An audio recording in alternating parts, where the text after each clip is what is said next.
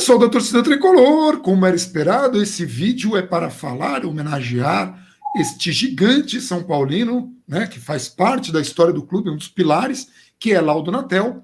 O vídeo vai tratar um pouco da história do Laudo Natel, por isso está ao meu lado Alexandre Gisbrecht, dos Jogos SPFC. Na quarta-feira, eu, o Ale e o Gabriel, nós vamos desmistificar algumas lendas, principalmente de pessoas muito invejosas que quiseram atribuir ao Laudo Natel. Hoje nós vamos contar um pouquinho da história e da importância desta figura para o agigantamento, para, enfim, para o tamanho que o São Paulo é hoje. E aí, Ale, Laudo Natel, que completaria 100 anos em setembro, né? Quer dizer, pouco tempo aí, né? Ele morreu há menos de 4 meses de fazer 100 anos, o que, para quem gosta de marca, pode parecer algo meio frustrante, mas quando você já está muito mais avançado na idade, você já pensa de uma maneira bem diferente disso. Também não sei a qualidade de vida que ele andava tendo nos últimos tempos. Mas, de qualquer jeito, é um choque, porque parecia sempre que os presidentes de São Paulo passavam, mas o Laudo Natel ficava. Muita gente hoje foi pega de surpresa, porque nem sabia que ele ainda estava vivo. Eu vi isso em redes sociais, né? Isso é a maneira como a gente encara a vida.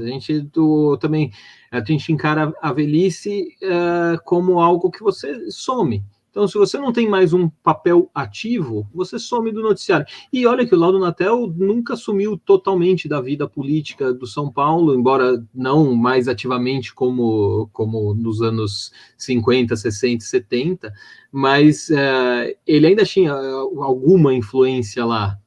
Até a família dele ainda é influente lá. Mas o Laudo foi um cara que ele nasceu no interior, né, nasceu numa fazenda, e de office boy do Bradesco, ele virou diretor do Bradesco na época em que o Bradesco já estava se tornando um dos maiores bancos do Brasil. Isso impulsionou a carreira dele política também. A gente sabe que ele foi governador do estado por 2 mandatos, e os dois, um deles pelo menos no auge da repressão da ditadura, o segundo ainda quando a ditadura estava começando. O primeiro, quando a ditadura estava começando, ele assumiu depois que o Adhemar de Barros, que era o governador, foi cassado. O Laudo Natel ele era o vice-governador, então ele assumiu o governo, e ele era quase um outsider da ditadura naquele momento. Tanto é que ele, no dia que ele soube que o Adhemar tinha sido cassado, ele ligou para o SNI, o Serviço Nacional de Informações, né, que era o serviço secreto da época, e para saber mais detalhes sobre o novo comandante da Força Pública, sobre o secretário de Segurança. Ele não tinha nem o telefone do secretário de Segurança. Esses cargos eram apontados pelo governo federal. E aí a resposta do Golbery, que era o diretor do SNI, ele respondeu para ele que não se preocupa, quando for a hora você vai saber. E era assim que funcionava na ditadura. Só que o Laudo, ele já tinha sido eleito vice-governador em 62, e ali a eleição para o vice-governador era separado da eleição do governador, e em 65 ele disputou a prefeitura de São Paulo. Ele perdeu para o brigadeiro Faria Lima, aquele da Avenida, mas ele foi o segundo colocado, e na frente de nomes muito populares na época, como Lino de Matos, Auro de Moura Andrade, o Franco Montoro, e isso fez a ditadura perceber que ele era bom de voto. Isso era importante para você poder conseguir apoio em nível municipal, estadual e até federal, dependendo do caso. Mas no caso ali, eles estavam preocupados com apoio em nível estadual. O Laudo era o governador caipira no começo, porque veio lá de São Manuel, no interior de São Paulo, e ele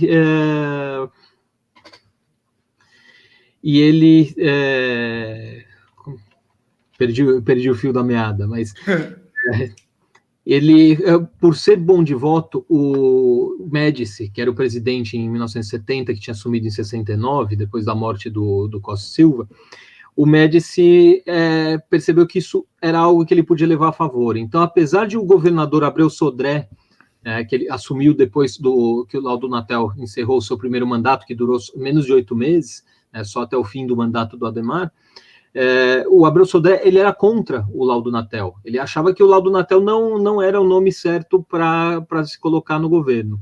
O Médici não quis nem saber e colocou o laudo. Na verdade, ele indicou o laudo como candidato da Arena, mas aquilo só ia ter o nome depois meio que ratificado pela Assembleia Legislativa, que nem podia fazer algo diferente que não elegê-lo. Quando isso aconteceu, quando ele foi indicado, foi um ano antes dele tomar posse, foi também às vésperas da eleição do São Paulo. Ele já tinha ganho as eleições do São Paulo em 58, 60, 62, 64, 66, 68. Aí em 70 ele iria ganhar de novo por unanimidade. Aliás, de todas as eleições dele, só uma que ele não ganhou por unanimidade. E ele ganhou todas, mas só uma que não foi por unanimidade. E pouco depois de assumir, ele decidiu que, como ele iria sair, ele já sabia que aquele mandato dele ia ser interrompido quando ele assumisse o governo, porque assim como em 66 ele iria pedir licença do cargo do São Paulo para poder assumir o governo estadual, e como ele já sabia que esse mandato ia ser mais curto, ele optou por já deixar o Henri Haidar, que era o vice-presidente, comandando as coisas. Então, o presidente de facto passou a ser o Henri Haidar. Você pega na lista de presidentes, ok, o mandato era do Laudo, mas ele passou de licença quase todo o mandato. Ele no governo estadual, assim, a gente liga muito o fim dos anos 60, a primeira metade dos anos 70, principalmente, as torturas no Brasil. Eu pesquisei bastante nas fontes disponíveis na internet, né? Então, o que não é na internet eu não consegui pesquisar ainda, mas eu não encontrei nenhuma referência a torturas sob ordem do Laudo. Eu encontrei duas referências, assim, uma sobre ele ter dado continuidade à colaboração do governo com o DOI-CODE, mas no livro inteiro onde essa citação estava, essa foi a única vez que o nome do laudo foi citado, e também um documento mais curto que chamava Segurança e Repressão no Estado de São Paulo nos anos 60 e 70, que acho que uma tese da USP de mestrado, de doutorado, não está muito claro, o documento ali está incompleto, que fala que de 64 a 75, nas gestões de Adhemar de Barros, Abreu Sodré e Laudo Natel, ocorreu a reorganização e consolidação do aparato repressivo. Mas, na verdade, o DOI-CODE, que era o principal órgão da repressão, ele era federal. Óbvio, certo. Tinha colaboração citada do governo estadual, que tinha a Força Pública e, posteriormente, a PM, né, que, na verdade, a Força Pública só mudou de nome. Mas, assim, o laudo, por exemplo, ele não teve o nome dele entre os 377 nomes listados pela Comissão Nacional da Verdade como responsáveis por crimes cometidos durante a ditadura. Então, isso meio que depõe a favor dele. Se houve algo a mais, não sei dizer, não existem fontes, vai ter muita gente que vai falar que não, porque ele era torturador, mas aí a gente entra no caso das lendas, e você pode falar que a gente vai falar das lendas em outro vídeo. Hoje a intenção é contar um pouco da trajetória dele. Né? Ele seguiu no governo do estado de São Paulo, nunca mais disputou a presidência no São Paulo, ele saiu em 75 do governo do estado, seguiu sendo importante, influente na política são paulina, mas nunca mais quis se candidatar, embora ele tenha querido se candidatar de novo ao governo do estado. Ele tentou em 78, ele era o favorito da ditadura, era o favorito do presidente Geisel, mas mesmo assim ele conseguiu perder a indicação da Arena, que foi uma votação, para o Paulo Maluf, que tinha sido secretário de transportes do próprio Laudo no segundo mandato dele. Ele depois tentou de novo em 82 pelo PDS, mas ele acabou perdendo também a indicação para o Reinaldo de Barros. Para o Reinaldo de Barros. O Montoro foi depois, né? Não, o Montoro ganhou a eleição em cima do Reinaldo de Barros, mas o Laudo não conseguiu nem ser o candidato.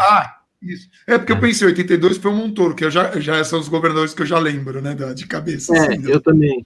E então o Montoro, que tinha sido um dos candidatos derrotados pelo Faria Lima na eleição também com o Laudo Natel para prefeito em 65. O Sim. Montoro, que ainda era jovem. E assim, o Laudo, para o São Paulo, ele é o cara que pegou o sonho do Cícero Pompeu de Toledo, depois que o Cícero morreu, colocou debaixo do braço e falou: eu vou realizar isso aí. Então ele conseguiu. Pode falar. Viabilizar a parte econômica, né? Porque ele foi diretor do São Paulo financeiro muitos anos, né? Sim, ele era o tesoureiro do São Paulo, então ele ajudou a viabilizar, mas é que depois que o Cícero morreu, o Laudo foi quem tocou, virou e falou: eu vou terminar isso aqui. Então ele terminou a primeira fase do Morumbi, inaugurou o Morumbi em outubro de 60, que foi quase um ano depois da morte do Cícero, e aí depois ele teria que terminar o estádio, e que foi algo muito complicado, porque é custoso, e o futebol naquela época não rendia tanto dinheiro assim, tanto dinheiro como rende hoje. Tudo bem que também hoje, se fosse construir um estádio desse, os custos também seriam muito mais altos, mas a proporção não era tão grande na época. E então você precisava de muito mais dinheiro para conseguir isso. A gente depois entra na questão de dinheiro público, que o que houve foi ínfimo e foi muito antes do Laudo Natel. Do Laudo Natel ser governador, né? Inclusive. Muito antes dele ser presidente de São Paulo até. Mas assim, o fato é que a obra demorou 10 anos para ser concluída, para você entregar o Morumbi fechado, com o anel completo. E mesmo assim, não foi algo que foi construído paulatinamente em 60 e 70, não, demorou, porque também tinha as obras do clube também, geralmente quando o clube estava sendo mais acelerado, o estádio ficava um pouco mais para trás, e aí o que realmente permitiu que o Laudo terminasse o Morumbi de vez foi o Carnê Paulistão, lançado em 68. Um carnê que era vendido e as receitas foram usadas pelo São Paulo para terminar o estádio. Esse carnê também tem outras lendas em cima dele, né, que a gente também vai tratar depois. Na quarta. O Mauro Betti falou hoje que se o estádio se chamasse Laudo Natel, seria justo. Óbvio, o nome é do Cícero Pompeu de Toledo, presidente, idealizador, mas que poderia ser Laudo Natel também. Não é que ele falou que ele preferisse um ao outro. É que não seria injusto se o nome fosse Laudo Natel. Ali o centro de treinamento acabou virando Laudo Natel, né? Ver a homenagem de Coutinho, aquela que é uma obra gigantesca também, uma obra muito grande, mas é uma figura que para a história do São Paulo é inesquecível. É um cara. Porque é muito difícil quando você está planejando ter uma pessoa que tem que colocar os pés no chão, ainda mais com uma trajetória dessa que você falou, né? Quer dizer, um cara nascido no interior, que de office boy do banco se tornou diretor, governador de estado, presidente de um clube gigante e viabilizou, né, em operações financeiras, a construção do maior estádio particular do mundo. Na época era já na construção, né, na ideia. E também foi aí que São Paulo teve que vender o Canindé, né? Pouco antes disso.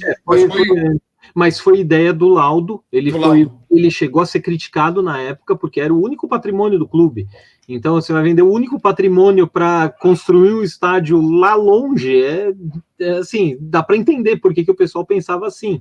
Mas hoje, olhando para trás, é fácil você perceber como ele estava certo.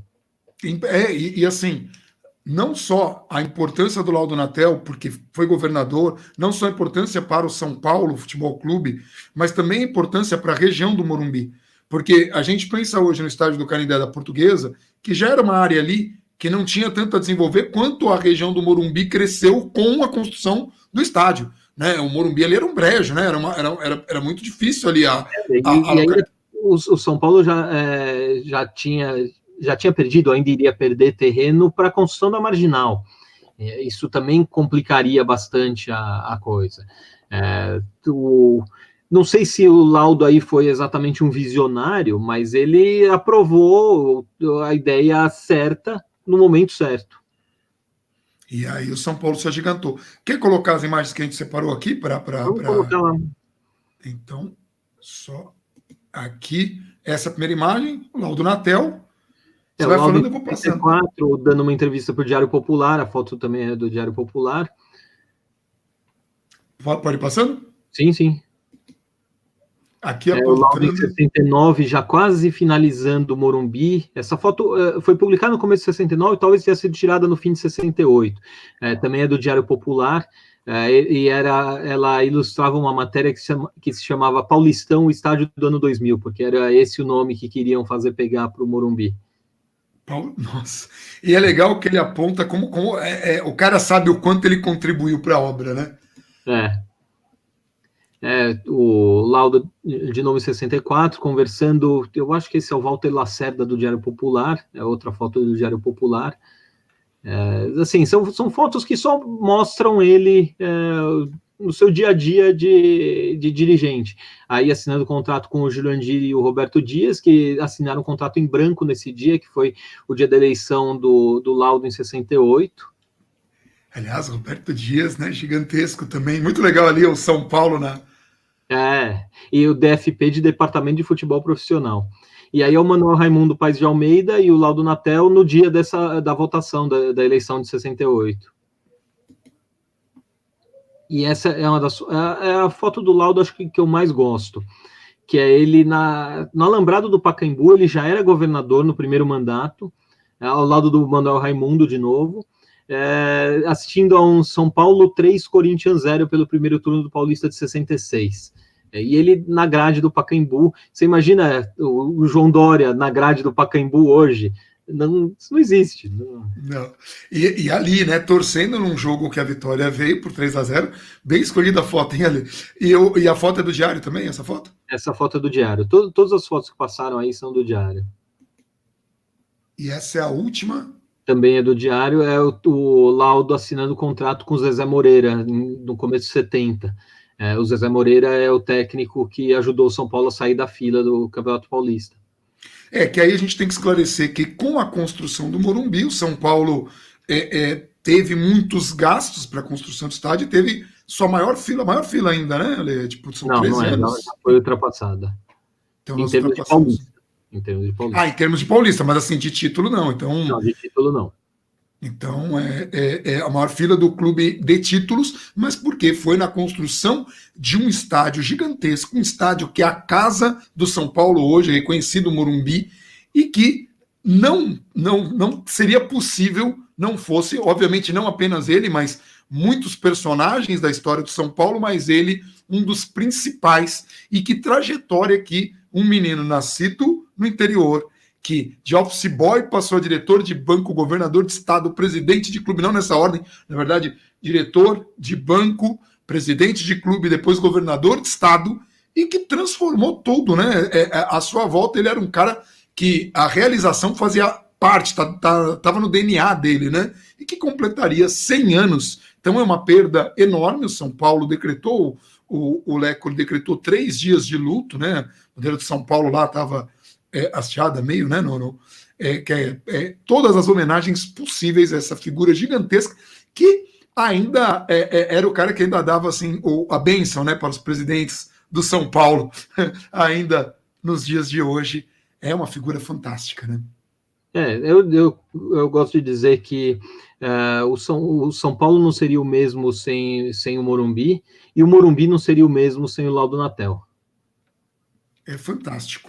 Enfim, quarta-feira a gente volta para desmistificar coisas. Hoje a gente deixa aqui a nossa homenagem. Esse vídeo entrou sem logo, entrou sem nada, que era mais para prestarmos uma homenagem, trazermos informações, que é tudo que você encontra aqui no canal. Amanhã a live normal, 8 horas da noite. E na quarta, eu, Ale e Perecini, a gente vai ter bastante trabalho aí, né, Ale? Aliás, vamos deixar no link desse vídeo o obituário que o Ale escreveu há poucos minutos, né? Que já está no jogosdosaopaulo.com.br. jogosdosaopaulo.com.br. O link está aqui na descrição do vídeo. É isso.